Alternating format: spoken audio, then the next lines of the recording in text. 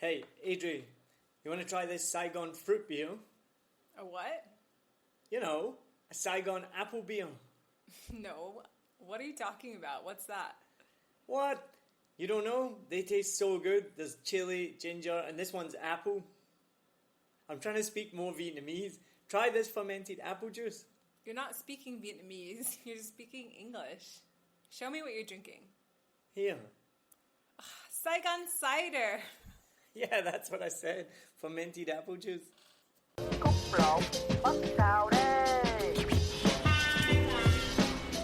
Thanks for listening to 7 Million Bikes, a Vietnam podcast. If you're based in Vietnam, you know how much of a problem it can be to find entertainment in English here and meet other like-minded people. 7 Million Bikes not only hosts a Vietnam podcast, but also stand-up comedy shows, quiz nights and events. So you can have fun, connect with others and share experiences of Vietnam.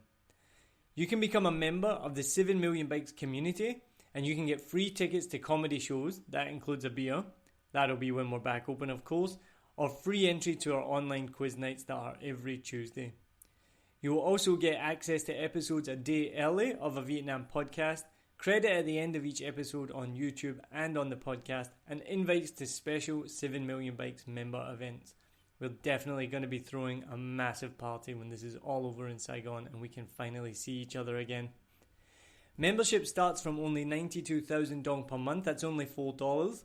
And if you join the community before the end of September and you live in Vietnam, we'll send you a free 7 Million Bikes face mask. The link is in the show description. 7 Million Bikes. Discover, laugh, connect. This PodPast is from March 18th, earlier this year with Nguyen, host of the Now Or Nhi YouTube channel, and Swiss Viet Kieu exploring her Vietnamese roots.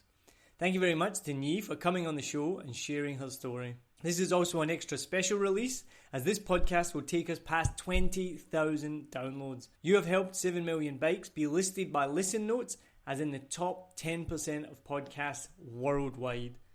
Thank you so much for listening. We've already started recording season 7, so enjoy this episode with Nguyen and look out for new episodes very soon. Stay safe wherever you are in the world right now, especially to those in Saigon and around Vietnam under lockdown.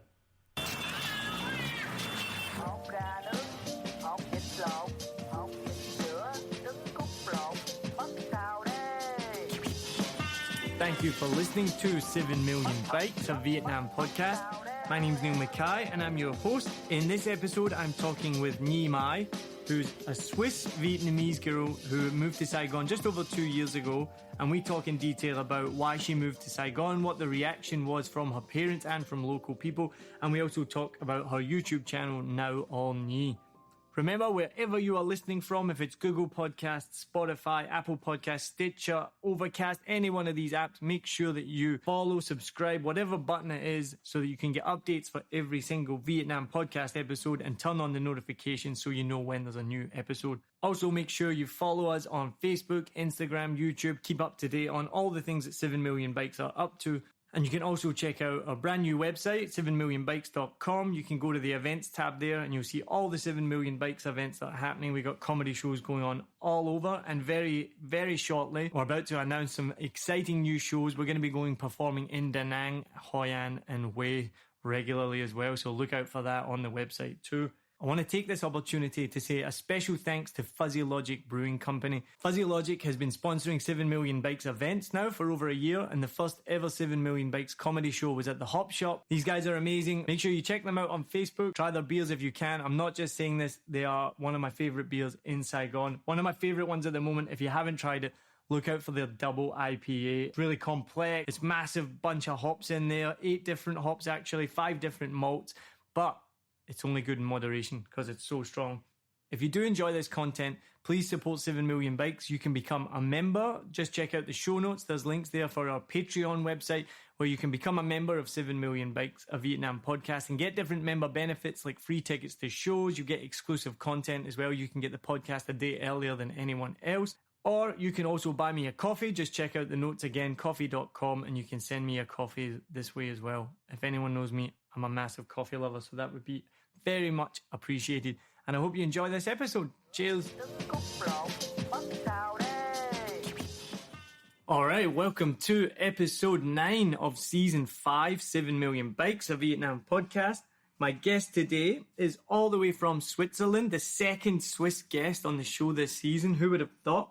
She's a Viet Kieu, and she moved to Saigon 2 years ago, and now has a YouTube channel called Now Or Nhi. My guest today is Nhi Mai. Thank you for coming on. Thank you so much for your invitation.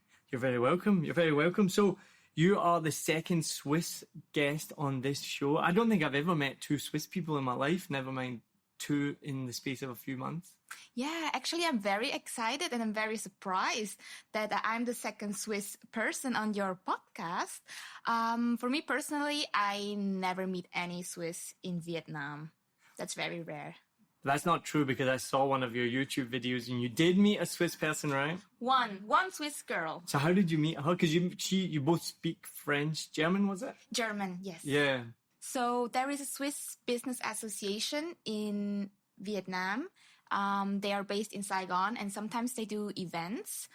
And that's how I met her at one of those events. Was it just you two? You were the only people? Of course not. What I was trying to say is there are Swiss people, obviously, but not in my age or, you know, someone that I could hang out with and go out with.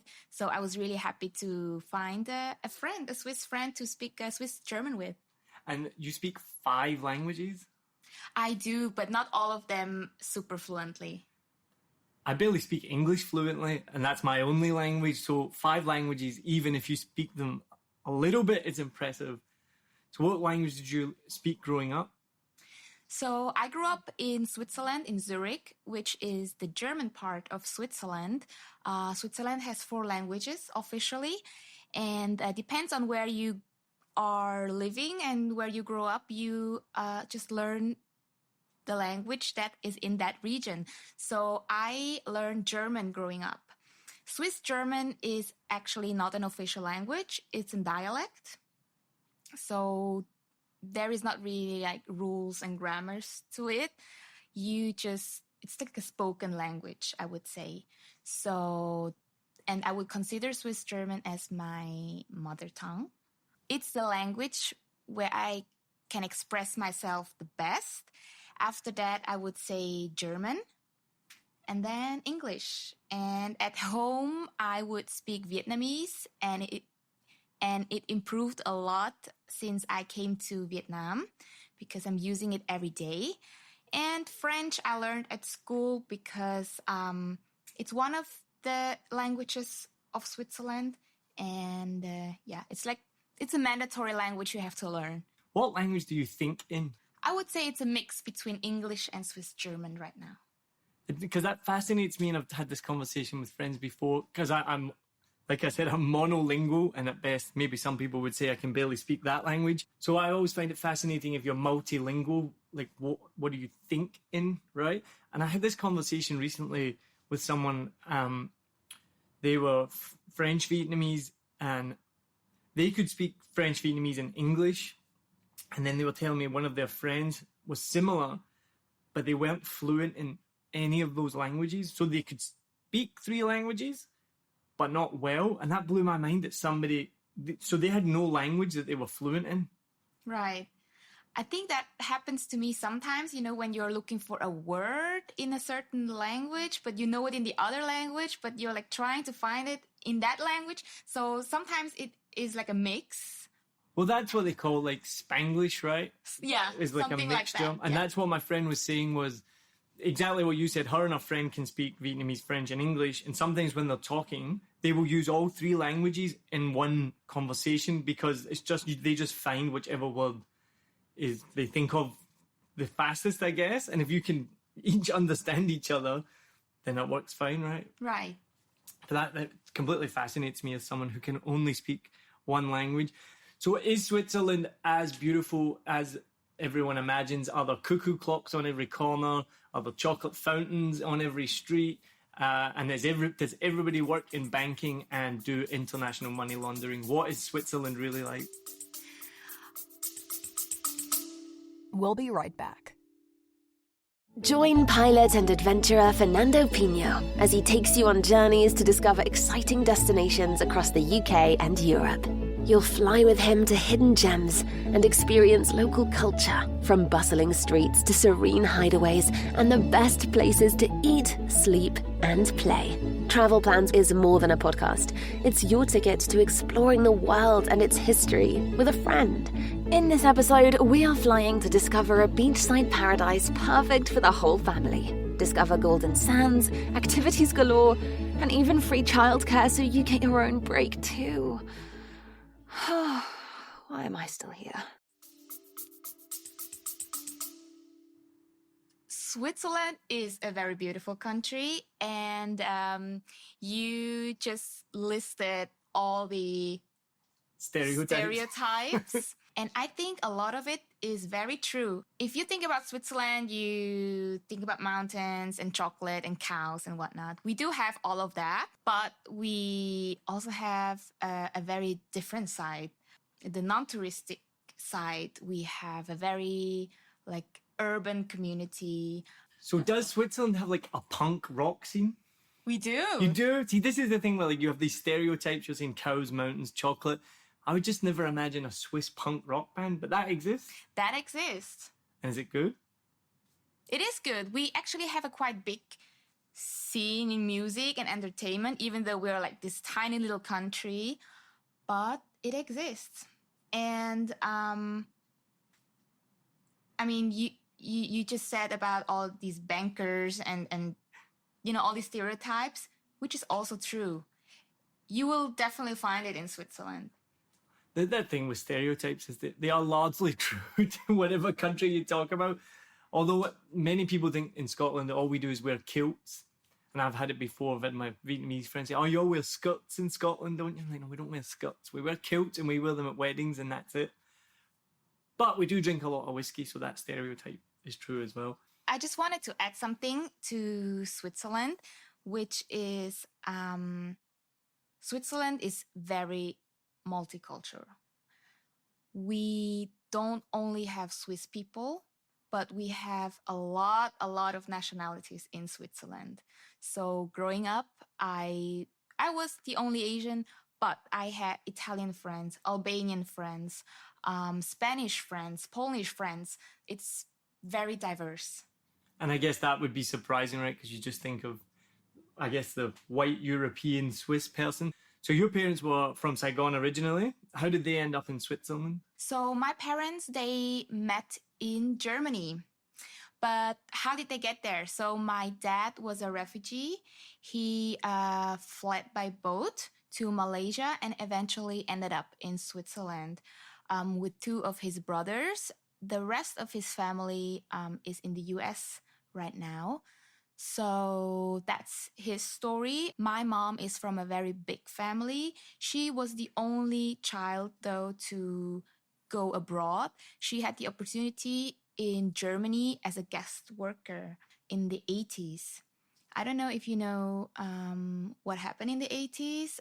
In Germany, there was still the DDR. So it's the time before they reunited. And that time, Germany brought a lot of Vietnamese people to Germany to work kind of as cheap labor. And that's why there are lots of Vietnamese in Germany today. I didn't even know that. Oh, okay. Interesting. Now, does your dad, does he tell you much or has he told you much about his story or does he keep it private? In my case, my parents didn't talk a lot about their journey to Europe, but as I spoke with some fellow Viet Kieus, I can see similarities with their parents not wanting their kids to know the stories. So I think it's very hard for them to open up about what happened. But I did my research. I mean, you can find information on YouTube and Google it. There's lots of podcasts as well about boat people, so you can get an idea. Well, I've just come across a podcast recently, and maybe is that the one you're referencing? It's called The Vietnamese Boat People. So it's in English, and it's been going for quite a while. I haven't started it yet, but I want to, and I've read some books, and it's obviously they went through a really, really harrowing time. So I can imagine that's maybe why he wouldn't want to talk about it. And the reason I asked that question is because I've had this conversation before with someone who was on the show. And yeah, he said his dad had never really mentioned much about the war. And the only things he knew about it was from hearing his dad talk to his friends about it, like over beers, and he'd pick up little bits. But his dad had never actually told him anything. Right. I think a lot of Viet Kieu kids like me experience the same. But you mentioned the Vietnamese Boat People podcast. Yes, that's the one I also know. And I also listened to a German one. It's called Rise and Shine. And they focus on Vietnamese people living in Germany and their history. Cool. Well, this season has been it's been a really good eye-opener for me. Like, I interviewed Nhi Corcoran, who is part of the Overseas Vietnam group. And one thing she said to me, which I kind of has stuck with me, and I don't know if you've heard of this before, about how Vietnamese people have left in 3 waves. So there was the refugees after the war, and then there was an economic wave. And I don't know if that's part of that tied to the 80s, but people going looking for work in the US and around the world. And then now we have the 3rd wave is the student wave, where there's so many now overseas Vietnamese students. And this podcast has largely been, up until this season, focused on Vietnam. It used to be called a Saigon podcast, and in this season we changed to a Vietnam podcast and tried to broaden our range, or tried to broaden our audience and our guests. And so part of that, which has been surprising and wasn't planned, was then talking to people like Nhi Corcoran and like yourself, and then but then realizing, yeah, there's 90 million people in Vietnam, but there's also, I don't know the numbers, but millions and millions of either 1st, 2nd or 3rd generation Vietnamese overseas. And you've called yourself, you say that you're a Viet Kieu, and I know from my time here that can have many different meanings and can even be controversial. So what does that mean to you to be a Viet Kieu? I had this discussion before, and I've seen it also on Facebook groups and just online in general, discussing and arguing about what the definition of a Viet Kieu is. I also did my research, but I didn't really come to a conclusion. So how I understand it is people who left the country and basically have a life abroad, and their kids are also considered as Viet Kieu. That's why I consider myself as a Viet Kieu. But there are some people who, as you said, like students going abroad and study for years and maybe stay there for a couple of more years and come back and consider themselves as Viet Kieu. So I don't really know the answer to this question. I wish there would be like a clear definition of what a Viet Kieu is. And this season we had as well Chris Nguyen, and I'd never heard the phrase before until he told me, the 3rd culture kid.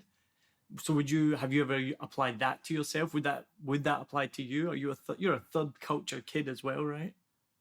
I would say so, yes. So what has been the reaction then to you coming to Saigon, Vietnam, and not being from here originally, coming back to the motherland? What's been the reaction to you? Oh, I experienced a lot of different reactions because I'm in between 2 worlds. So first of all, I had to tell my parents about it, that I wanted to move to Vietnam. For them, it was not really easy. And maybe in the beginning, they didn't really understand like what and why I was doing this for, because they gave up so much and they went through so much to have a new life in a new place. And I still have a good life, education and everything. But then still something in me was so curious to know and to see like what Vietnam was like, how it is to live here. The other reaction is obviously like the Vietnamese side. When I came here, I started to work here and make friends here, lots of Vietnamese people would tell me, but we don't understand. Like, why would you leave Switzerland to come to Vietnam to live? Like, why would you do that? And that they also wouldn't understand. Like, they wouldn't understand either. That's so interesting. And I don't know if I've thought about it like that. Your mum and dad went through so much to give you this life in Europe, which is for a lot of people in Vietnam is the dream. It's like that's get to the US or Europe or whatnot. Not for everyone, but for some people, your parents achieved that, and then you turn around and say, "Well, I'm going to go back." Yes, and I know that my mom worried a lot in the beginning. I remember, but with time and also with me sharing everything I'm doing here, my experiences, how much Vietnam has changed, how cool life in Saigon is. I think now she understands like what really draw me here. Have they ever been back? They have been back, and they have been back with me as well, but mainly to visit family. And my family is a bit outside of Saigon, so I never really had the chance to explore the big city. So that was, I think this is, when I came here myself, this was the first time I really experienced Saigon as I know now. Did you come when you were younger, like a young child? I did, yes. Mm-hmm. So Saigon would be very different then anyway to what it is now.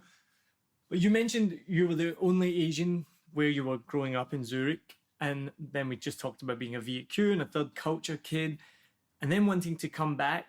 Growing up, or maybe when you started to get older, did you have this like kind of yearning or this like, I want to go and find out my roots? Because that's something to me, again, I'm just from Glasgow and I've lived there my whole life. So I don't know that feeling of being like I'm not from here. Like, I don't mean like you're obviously from there because that's where you were brought up. But I don't know, like that. Is that the feeling that you have? Like, I want to go and explore where my background is from? Yes, but that feeling came later. As a kid, I didn't grow up in the city of Zurich. I grew up in a small village near Zurich. With lots of cows? We had horses, but no cows. So I was actually the only Asian in my class, and I think even in my school. Until my little sister went to school, then we were two of us. But I remember growing up, I wanted to fit in. I knew I looked different. With time, I started to accept it, and I realized that's what made me interesting. People would ask me questions like where I'm from and how, how my parents came here. So I think I was kind of interesting for Swiss people. How can I say? Like, when I was in school, I tried to hide my Vietnamese roots. When I became a teenager and in my early 20s, I really embraced that I was different and Vietnamese. And that's when I started to travel. And and it just led me to Saigon one day. And I thought, okay, I really want to know how life is here. So what does that mean, though? You said you hid your Vietnamese roots. So what did that mean in reality? How did you hide it? And then you said you embraced it. So then how did you embrace it? What did that mean in reality? I think hiding is not the correct term. It was more, I wanted to be more Swiss. So when you would hear me talking Swiss German, I sound like a Swiss if you would not see me. And also, I remember one time my mom packed a snack for me for school, and she gave me a bánh bao as a snack. And I brought it to school and I ate it. And my friends were like, "What is this? Is this a brain?" So it's like, oh my God, like, Mom, I don't want to bring banh bao to school anymore. So these kind of things, like, I didn't want to have any weird reactions. Yeah, I think It makes sense. Yeah, it's so sad, but I mean, it's also just kids. I mean, when I grew up, one of the guys in my school, he was always a wee bit strange, I guess. He would bring a blood orange to school for his snack. Now he was just like he was a white ginger kid, but just bringing a blood orange was different and weird, and he was already a bit weird, so he'd get teased for like, why you got a blood orange? Why have you not just got an orange or an apple? Why is it going to be this weird red one? So like kids are gonna laugh at you for anything different, right? But it makes me, that's kind of sad. I can understand then being a teenager or whatnot, trying to fit in, and you're like, I don't want to bring this Vietnamese bun now, you know? yes, exactly. And also, yeah, that's just one example. There's lots of things like that where I just didn't want to.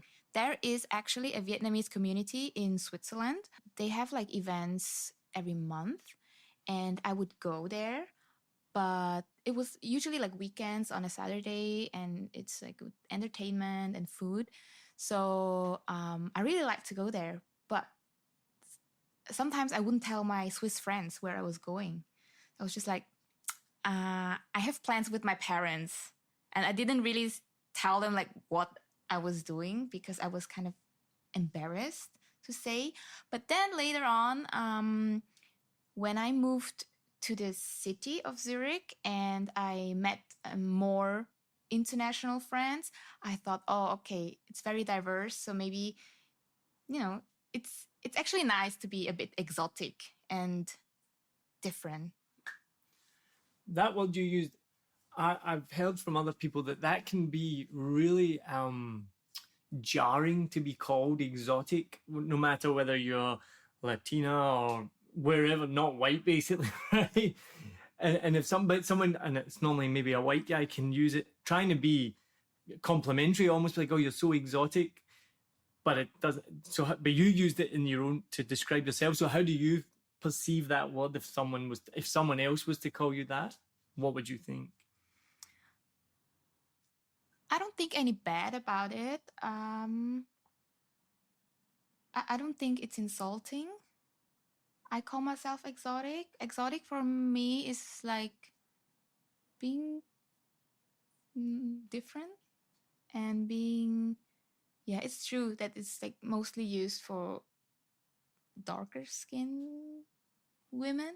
No, not women. Like, no, actually, I don't feel offended if someone calls me exotic because exotic for me is not a bad word in that sense. And there is exotic food, there are exotic countries, and there can also be exotic women. So I don't mind. No, I like that. It's almost just like describing adolescence, right? You get to your awkward teenage years and you just want to fit in, and then you start to become more comfortable in your own skin and you like embrace who you are and what you are. So I like that. So did you go to university?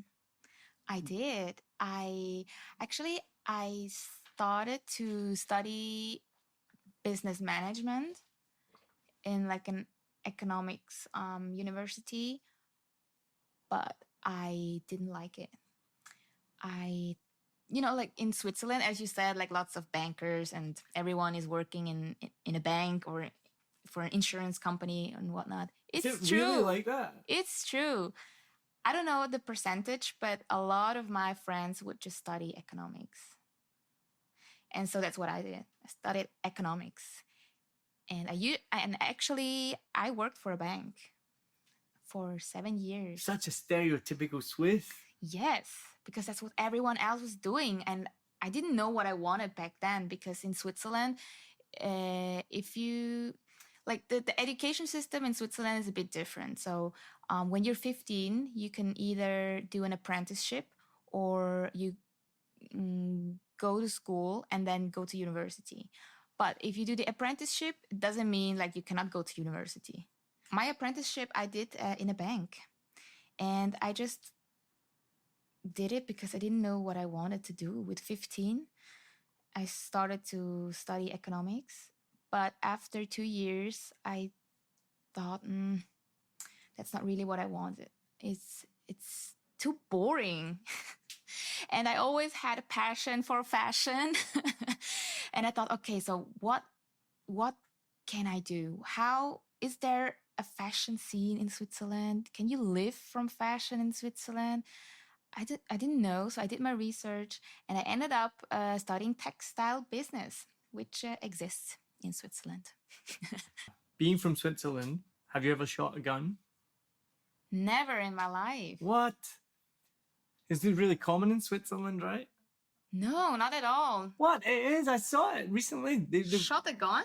shot a gun. No. Yeah, because it's America. People in America use Switzerland as an example of like gun ownership. Like Switzerland has a high percentage of gun ownership, but like really low deaths from, like, nobody dies from gunshots in Switzerland. And recently it was Jordan Klepper did a whole, no, I don't know if it was Jordan Klepper, but it was the Daily Show. The guy went to Switzerland and he went to like a gun party in a field, like everyone's drinking beer and there's guns, but it's like so safe because they have proper gun training, and yeah, it's not America basically. Oh, I see. I know where you're coming from. So myself, I've never shot with a gun. I never had a gun in my hand. But as you know, we have Swiss military. Yeah, so, and the people doing the military, they carry a gun. They carry the gun home when they are done with their service, and they carry the gun from home to the military. So it's very normal to see a guy with a gun on the train. Like, not like a gun, like, I don't know how to call these guns, but like this. Yeah, like an AK-47, a rifle. Probably, yeah. And then you carry it like this over your, like a There's crossbody. a podcast, they can't see what you're doing right now. Crossbody. And it's normal. Yeah, right. Because people know that they're going to the military or they just left to go home. See, I listed all the stereotypes of Switzerland in the beginning, but people wouldn't think True. you're just going to see people with guns on a train. Like, if you were anywhere else in the world, I think you'd be like, what is going on? Why? True. I But never you've thought about it. No. Yeah, go on. I'm pretty sure it's the Daily Show, and the guy goes over to Switzerland and does a whole report, and it's obviously comedic, but just how the Swiss are so carefree with guns. They're like drinking beer, there's guns on the table and stuff, but I don't know about that. I don't know about any gun parties. I'll find the video and I will show you later on. Yes, but for sure, like military guns are normal. So you persuaded your mum and dad that you were going to move to Vietnam. What happened next? How did you get to Vietnam? It's actually a funny story because I never, ever planned on living in Vietnam. I was traveling Southeast Asia. I was backpacking on my own. I started in Thailand and I just wanted to see Southeast Asia. And obviously, I wanted to visit Saigon because my family is here. I wanted to say hi and I wanted to explore the city a bit more because, as I said, as a kid, I didn't really had the chance because I was always at my aunt's place, my grandma's place. So, yeah, that's how it started. And while I was here as a tourist, I just had the feeling I needed to stay here for a bit longer. And what was that feeling? What made you have that feeling? I felt like I didn't know much about this place. I want to know how everyday life is here. I mean, of course, I grew up with Vietnamese dishes in a Vietnamese household. I do speak Vietnamese, but it's just not the same as if you could experience it here. How does your mum's cooking compare to the food here? Oh, her cooking is really, really good. And I think lots of Viet Kieu kids would say that their mom's food is really, really good because you don't get Vietnamese food like in Switzerland. There is no street food. There is no... Vietnamese restaurants are coming more and more, but when I grew up, there was no. So Vietnamese people had to cook their own food. Yeah, but obviously the option here is a lot bigger. And how is your Vietnamese? I would say it's quite good. I can have in-depth conversations, but when it comes to business and maybe negotiating, I wouldn't have the vocabulary. Did you think your Vietnamese was better than it was? Were you in for a shock when you arrived? Definitely, yes. So when I first arrived, I was speaking Vietnamese already, but it was not fluent. I had to look for the word somewhere in my head, stored somewhere. But now it's more fluent. The reason I ask, and the reason I ask, and I've definitely told this before, and I've told this on stage as well. One of our friends, Mai, who is Australian Viet Kieu, and she was over here studying for her CELTA, the same as us. That's how we met. And she was telling us a story that when she had first arrived in Vietnam, and she was in a taxi with it, and she talked to the taxi driver in Vietnamese, and he said to her in Vietnamese, he's like, "Oh, your Vietnamese is so good." And she's like, "Oh yeah, well, my mum and dad are Vietnamese." And he was like, "Your Vietnamese is shit." That's funny. Yes, that's really funny because there are a lot of Viet Kieus in Saigon actually, and in Vietnam in general. And whenever I go out with my Viet Kieu friends, we speak English. We don't speak Vietnamese, which is maybe we should change that. But sometimes, like in my case, sometimes people recognize that I'm not Vietnamese, not native, and some people, they don't. I don't know how it is for other Viet Kieus, but for myself, I don't really want them to know that I'm a Viet Kieu. Because as soon as they know I'm not a local, they start asking many, many questions. Like, go on. Like, oh, where are you from? What made you come here? What is your job? Where do you live? Where is your family? How much do you own? Like all these kind of questions, because it makes me apparently more interesting. Well, they surely must ask you, are you married? Do you have a baby? How much money do you earn? I've not been asked. Well, I get the money. I get asked often about married and baby. I've never been asked how much money I earn, but I've heard that's quite a common question. Which where I'm from, like even your best friends, you don't talk about that for some reason. I don't know why, but we don't. Whereas here, it's like exactly. I also had to get used to it, and I try to avoid this kind of situation. So that's why I try to hide my Viet Kieu. So I have questions like marriage, babies, money. It's very common. It's normal here. And I'm kind of following up from something I asked earlier, and then we started talking about something else. And I said, what's been the reaction then to you coming here? So I guess like that would be the part of that answer, and it's almost sad in a way. You've come here because you want to like explore your roots, come back to the motherland, but then you've just said at the same time you almost hide that you're Viet Kieu. Yes, true. I just hide it to not get these kind of awkward questions, because honestly, sometimes I don't know how I should answer. I don't want to be rude, but then I don't want to reveal everything. So how does it feel now that you've been here for 2 years and you had that, you wanted to come back and reconnect with Vietnam, which I still find really interesting that your parents would kind of be like, why do you want to do that? And then what you said as well, when you said then Vietnamese people are also maybe saying, why would you come here? So how is that now played out? I think I think for my parents and my friends also in Switzerland, they accepted it. Now they understand, okay, like Nhi, she has a life in Vietnam now. And they're very supportive. In the beginning, they were, of course, a bit like confused and didn't really understand like why I would do that. For Vietnamese people, I think it's still very surprising if they hear, oh, I'm Swiss. For my friends, Vietnamese friends and my coworkers, they just know and they're okay with it. And it's also it's also kind of exciting for them to work with the Viet Kieu because I'm the only one. So when you did arrive in Saigon, was it everything you hoped it was going to be? Was it what was surprising? What was different? What was difficult? What was the reality versus what you expected? It was nothing like I expected. I had some really, really positive experiences, but also like some things where I had to adapt myself.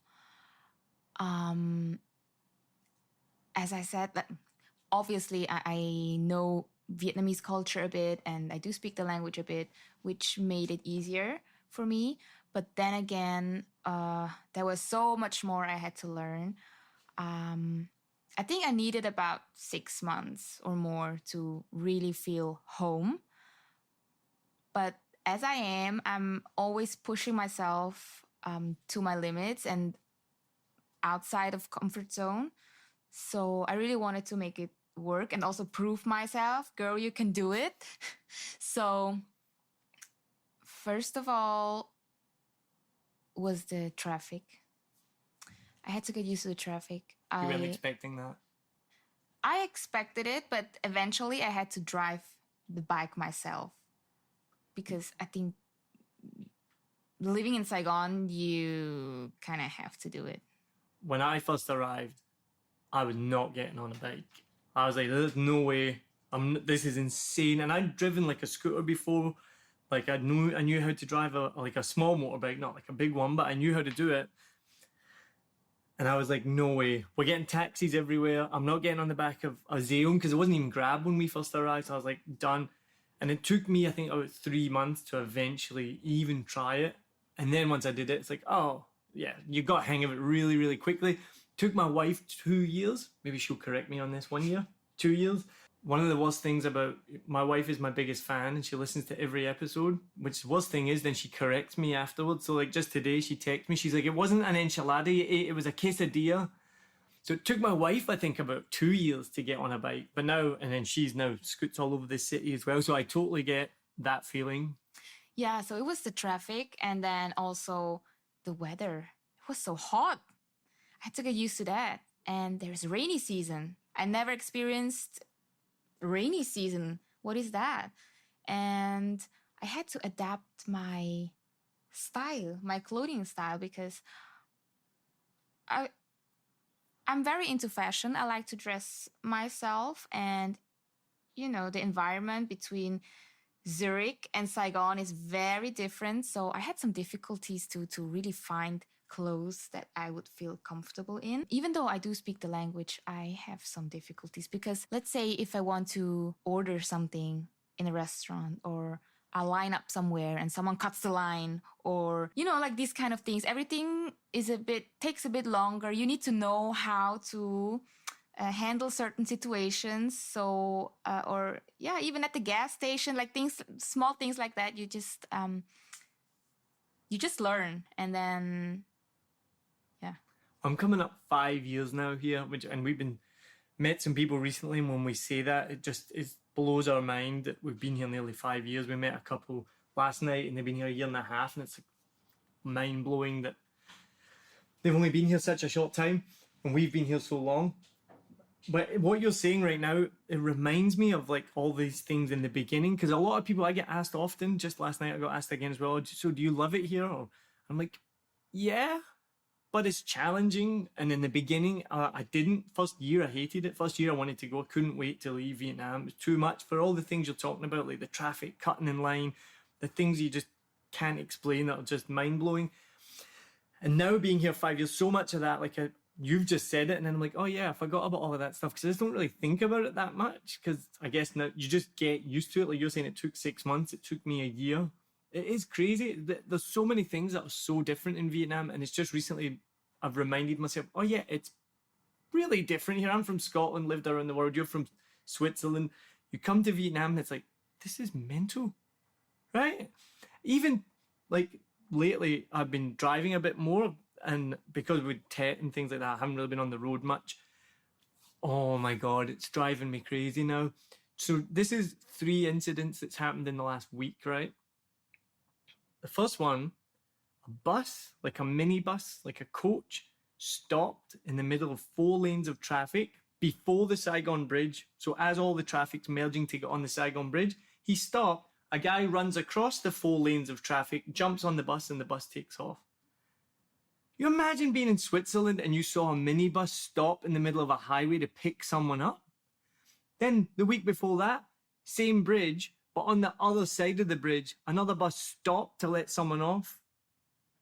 As the bridge finishes, all the traffic's coming off the bridge. He stops, the guy gets off, jumps off across the road. Today, on the way here for this, guy in front of me on his mobile phone. Now, people use their phones a lot here, and it does my head in. Mostly people just quickly put it in their pocket. This guy was like on his phone and driving at the same time, just staring at his phone. I was like, how are you doing this right now? You're in the massive traffic and you're just staring at your phone. I could go on. I get worked up when I talk about traffic. But you know what I mean? Yes, absolutely. And I couldn't agree more. I mean, you eventually just get used to it. And you completely forget that once in the beginning you had to deal with it. The same with noise. I feel like I'm noise resistant right now. Like all the honking and all the traffic and the yelling in the street, I don't hear it anymore.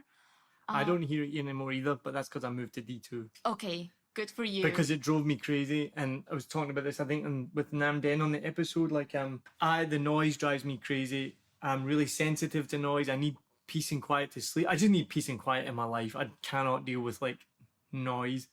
So I make a joke on stage lately, which has been going down really well. A couple of years ago, I decided to leave Vietnam. I was finished, I'm done. So I left Vietnam and I moved to Thao Dien. Ha! That's a funny one. Yes.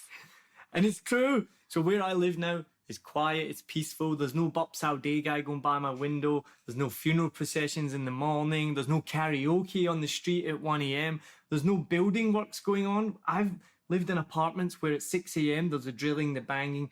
1 a.m. in the morning, they're still building the tower behind when it's meant to be stopped at at 10 o'clock, I think there's the noise is meant to stop.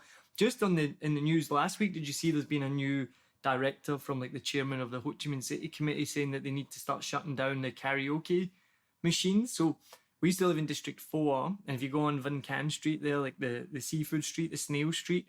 So I don't know if you've been there, you should go if you haven't. Guys come along on a bike with a big speaker on the back of the bike and a microphone, and they just park up outside the restaurant and sing and maybe give someone the mic, and the volume is insane. So apparently they're going to start shutting them down. Yeah, I can see. And what I want to say is, even me as a Viet Kieu who knows the culture a little bit, you still have to get used to it. You cannot prepare for Vietnam. You just come here and then you just adapt if you can. And some people can. I remember a couple of years ago, we were in a bar talking with some friends, and he told us a story. I forgot about this. He told us a story how a friend showed up. The two of them were meeting in Vietnam and they were going to teach English together. And the friend lasted 4 days and left. I see. For some people, Vietnam is too much. If you're looking for, so Vietnam is a place where it's loud.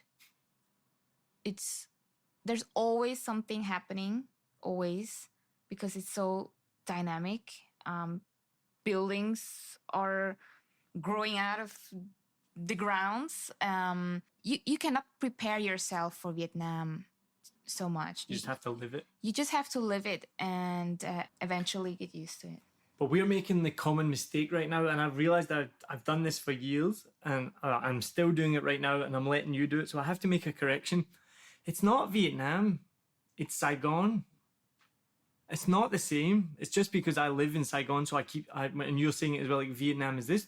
You drive half an hour out of Saigon, it's quiet and it's peaceful, and there's rice fields, and it's beautiful. You go anywhere else in the Mekong Delta, even Hanoi, I guess. I've never lived in Hanoi, I've been there, but I think I do it all the time, and obviously you've just exemplified. Other people are guilty of it as well, of saying Vietnam is this, Vietnam. It's not Vietnam, it's Saigon. It's Saigon, yes, definitely. It's Saigon that's loud, crazy, busy, noisy, dirty, all of these things. But I think we all make the mistake of going like, oh yeah, it's Vietnam. And it's like, no, it's not at all. You're right, yeah. Saigon. It's a crazy place, but anyway. But it's also why we love it, right? That's true. You know, like I'm just saying, I've been here 5 years, you've been here 2 years. There's something that keeps us here despite all of that stuff.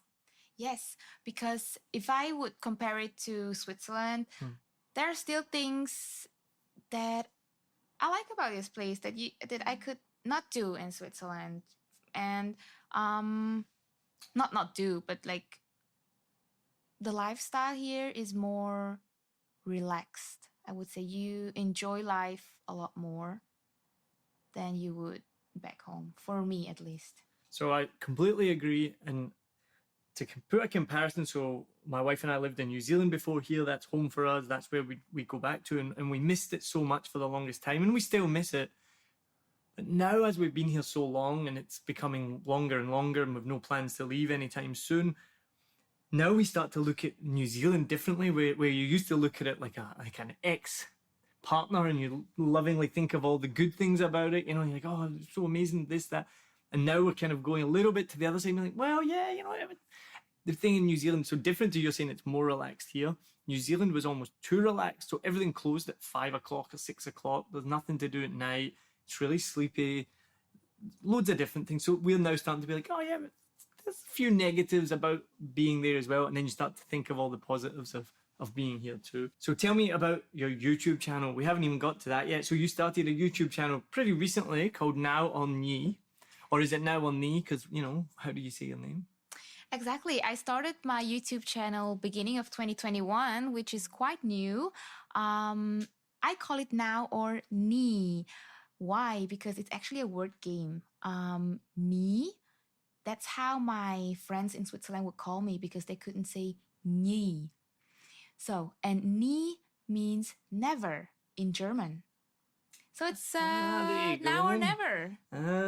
So not only are you the second Swiss person on the show this season, you're both called Nhi, but you both say your own name wrong. And then if you heard the episode with Chris, did you hear that he said his own name wrong for like the first 25 years of his life? Yes, I heard that. Yeah. Nguyen. No, Nguyen, the last name? Nguyen. I thought that made me laugh so much. Mm. So tell us about Now or Nhi then. That makes more sense, now or never, right? So that's an inside joke for Germans. Yes. So I started my YouTube channel beginning of 2021, which is very recent. I thought about documenting and just showing my life here, how it is to be a Viet Kieu or an expat in Saigon mostly. I realized that even my friends and some fellow Viet Kieus abroad don't actually know how life in Vietnam or in Saigon really is. And sometimes I get weird questions like, oh, but how you live in Saigon? Like they cannot imagine that there are skyscrapers, you know? And so that made me think, okay, so how can I kind of bring more knowledge about life here to the world and to people who are interested in it? First of all, my audience is my friends and my family, just to keep them updated what's happening in my life. But then more also other Viet Kieus that maybe want to experience the same, or just people who are curious about how life is here. So I do vlogs, just about daily life and some random moments of my life. And I also had the chance to travel a lot in the last 2 years. And because of lockdown, travel inside of Vietnam. I really wanted to bring the beauty and the different locations of Vietnam to the audience, I would say, because Vietnam has so much to offer. We have mountains, we have beach, we have sand dunes, we have whatever you want. We have a lot. So to bring that to the viewer. And one thing that I really want to highlight about my channel is that I do interviews. I'm still very new to this, but I'm trying to improve.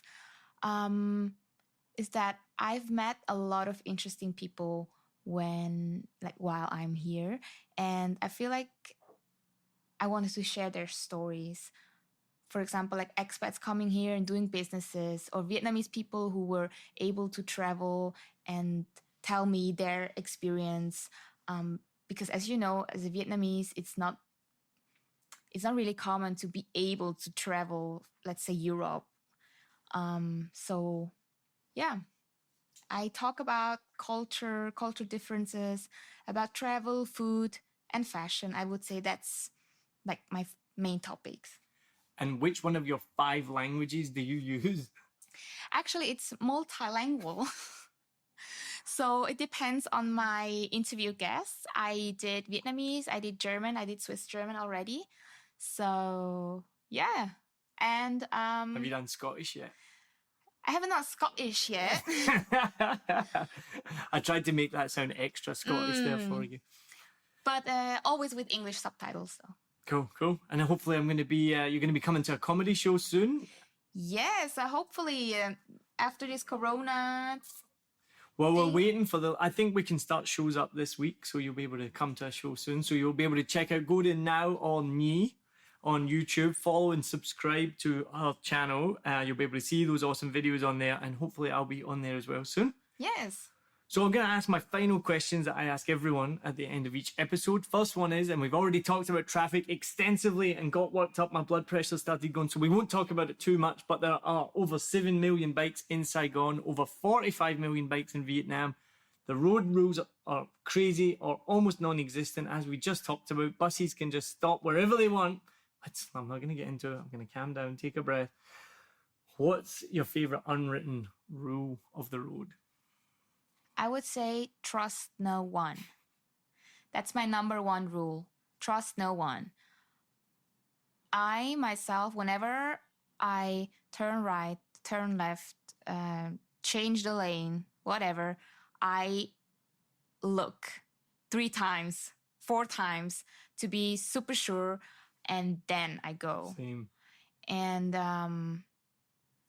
really, like, you cannot predict what the bike... Expect the unexpected, right? Expect the unexpected, exactly. And whatever, all the things I've learned for my Swiss driver's license, it's like gone. I cannot use it here in Vietnam because there are different rules. You get worried. I get worried about going back home and driving and then driving like a Vietnamese person, or like driving like you do in Vietnam. Yes, I asked myself that question too. Like, will I be able to drive Because again? You've forgotten all these rules of the road. They just don't. But I've just remembered the other thing that drove me crazy last week. This is the first time I've seen this in 5 years. Same thing, Saigon Bridge, going over the Saigon Bridge. And I'm like you said, I always check several times. I feel like it helps keep me really safe. Just make sure you look over your shoulder before you do anything. So I was just moving over. I wasn't even moving lane, but I was moving over a little bit. So I looked over my shoulder to make sure it was okay. And this guy was driving right up behind me with no hands. Yeah, I'd never seen that before. Wasn't holding the steering wheel, he was just driving. I've never seen that. No, my first time as well. And I was like, what? And so I moved out of the way. And he even gave me an apologetic wave, which I've never had either as well. So he knew he was like in the wrong. But yeah, I've never seen it. Someone driving without holding onto the bike. Like, you see people do it with like a mountain bike, like they can drive without holding. That's the first time I've seen it on a bike. So there's lots of crazy things that you can see on Vietnamese roads. I'm going to start a new podcast and we're just going to talk about this because we're talking too much. I said we're not going to talk much about it. See how angry I get? I get you like wound up. Furious. Yeah. But at the same time, you love it as well because it's so fun and exciting. So anyway, next question. What's your most useful Vietnamese phrase? I think it's a very easy one, a very common one. But for me, it would be em ơi, chị ơi, or anh ơi, like calling someone. I give an example why. Let's say you are in a restaurant and you want to order or you want to ask for the bill. In Switzerland, you would wait for the waiter to have eye contact with you or, and give them a sign and they will come over. Whereas in Vietnam, I wouldn't say everywhere in Vietnam, but most of the case, you have to make yourself seen. So, I want you to do it as you would do it in a restaurant. Go. em ơi! That's not bad. Because you know what happened? One time I wanted to pay for my food and I was sitting in this restaurant and this girl just kept ignoring me. And I was waiting for her eye contact. I was looking for eye contact, give me eye contact, but it never happened. So I was just like, em ơi! And then she looked. And then I could finally pay. Do you know what? I think you're the third person this season to choose that as your answer to that question. Really? Yeah. Chris said the same thing as well. And I can't remember right now off the top of my head. I think one more person as well. So very useful Vietnamese phrase, even for people who speak Vietnamese. Yes. Right. Now, you said you traveled all over Vietnam recently. Where's your favorite sunset spot in Vietnam? In Vietnam or in Saigon? This is now a Vietnam podcast. So you can choose anywhere in Vietnam. Where's your favorite sunset spot? I've seen a lot of sunsets in Vietnam. I would say one of the most beautiful was in Phu Quoc. I don't remember the exact location, but it was at the pier. And you can see the sun set there. Very nice. And in Saigon, I would recommend the chill deck, which is very nice. It's kind of hidden, but you get a very nice view over Landmark and Saigon Bridge. And actually, anything on that street, Nguyen Van Huong, it's developing so much, that one. So they have lots of bars and you can just sit anywhere, even on a plastic chair, and have a nice view. It's the new spot to be. It used to be a couple of years ago, just a dusty road. There was nothing there. And then they opened it up and now, you can go there, check out Wham Saigon, which will have a show on Wednesday at Wham Saigon. So make sure you check them out. They've just opened up a new restaurant. The owners of Wham have opened up a new restaurant just next door called Café des Stagiaires. Stagiaire, yes. He's pronouncing it much better than me, which means the intern's cafe because I translated it. So I've been there twice in the last week. That's probably now, actually. Have you been there yet? I've been there, yes. And the rooftop is amazing. That actually is probably the best sunset spot now in Saigon anyway. So make sure you check that out. Now, next question. Would you rather live in Vietnam now or 20 years ago? I would definitely say now. I would like to see how it was 20 years ago, but I don't think I could live in Vietnam 20 years ago. I think everyone has said the same answer. And I'm the same. I'd love to see what it was like. Think about all the opportunities and like with technology, what we can do now. Rent apartments over Facebook or just order food delivery or Grab. This 20 years ago, I don't know how I would have done it. And final question, what's missing from Vietnam? I thought about this, but I didn't really come to a conclusion because I feel like for me, I can find everything here. Obviously, people are missing, like friends and family, but when it comes to things or products, I don't really miss anything. You can really get everything you need in Vietnam. Yeah. Cool. Well, thank you so much. This has been awesome. Before we finish, please tell the listeners where they can follow your channel, your social media, all of that stuff. How can they support you? Thank you so much for inviting me. And thank you so much for listening to this podcast. You can subscribe to my YouTube channel on Now Or Nhi. You can also follow me on Instagram, Now Or Nhi. Hope to see you around. Well, thank you so much for listening. I hope you enjoyed that episode. Thank you very much. Thank you.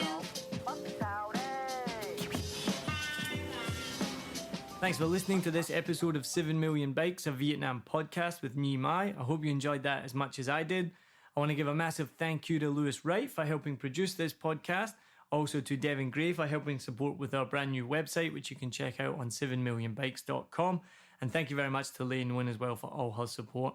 And most of all, thank you to you, the listener. I hope you enjoyed it. I hope you can tune in for future episodes. And I hope if you're new to the show, that you can go back and enjoy the previous episodes as well. If you do want to support the show, you can check us out on coffee.com or patreon.com, which is in the show notes. Go in there, have a click. Your support would be greatly appreciated. And I want to thank our existing Patreon supporters, Zion Johnson and Brandon Thompson. Thank you so much for your support. We can't do it without you, and it's amazing to have you behind us. So thank you so much. And have a great day, everyone. Cheers.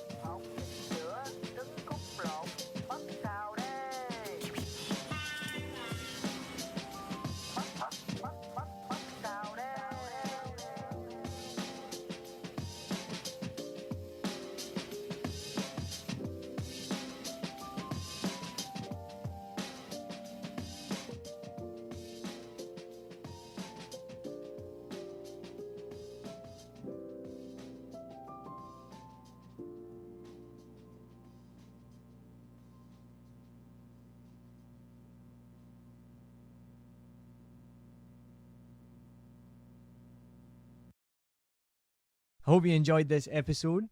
If you're like me, you may use your laptop at places where you have to use public Wi-Fi. This opens you up to digital snoopers. It's a massive problem. It can be your internet service provider, or you know who, looking at what you do online, or a cyber criminal trying to steal your bank passwords or credit card info, or even a hacker at the next table trying to steal your sensitive data. These days, it is vital that you keep your data safe. NordVPN keeps all of these snoopers away. It makes your internet activity private, protects you from accessing dangerous websites that are phishing for your data, and lets you enjoy your favorite content securely, even while away from home. And it's easy to use, even I could use it.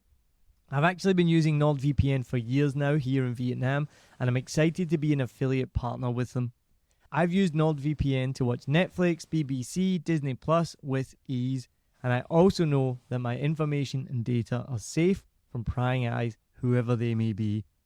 Join now and you'll get 68% off and 3 months free when you go to my link, nordvpn.com/SMB. Just again, for those hard of hearing, nordvpn.com/SMB. The link is also in the show notes. I know nobody checks them out, but go check that out and you can get the link from wherever you're listening to this podcast. As an affiliate partner, it also means that I will get a small commission when you sign up, but at no extra cost to you. So not only will you be getting a great deal through 7 Million Bikes, you get a great VPN and you'll be supporting 7 Million Bikes podcast. Stay safe online and enjoy the shows you love.